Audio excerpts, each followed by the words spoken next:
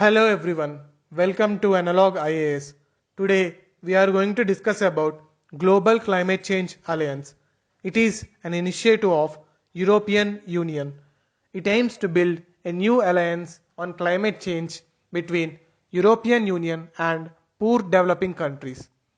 The GCCA does not intend to set up a new fund or governance structure, but it is working through European Commission's established channels for political dialogue and cooperation at national and international levels.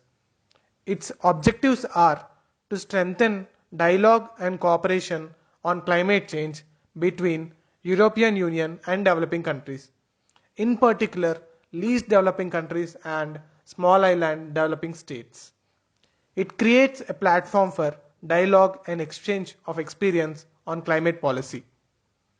It also works on practical approaches to integrate climate change into developmental policies and budgets. There are 5 priority areas. They are mainstreaming climate change into poverty reduction and development strategies. Next, adaptation and other national plans. Disaster risk reduction, reducing emissions from deforestation and forest degradation. And the final one is enhancing participation in the global carbon market and clean development mechanism. Some other additional points are it provides technical and financial support to partner countries to integrate climate change into their development policies. It also promotes climate resilient and low emission development. Now we shall discuss GCCA plus. It supports those group of countries in implementing their commitments resulting from 2015 Paris Agreement on Climate Change in line with 2030 Agenda for Sustainable Development and new European consensus on development. Let us see a previous year question based on this.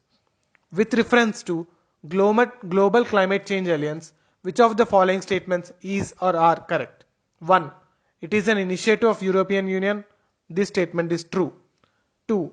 It provides technical and financial support to targeted developing countries to integrate climate change into their developmental policies and budgets. This is also true. 3. It is coordinated by World Resources Institute and World Business Council for Sustainable Development. This statement is false.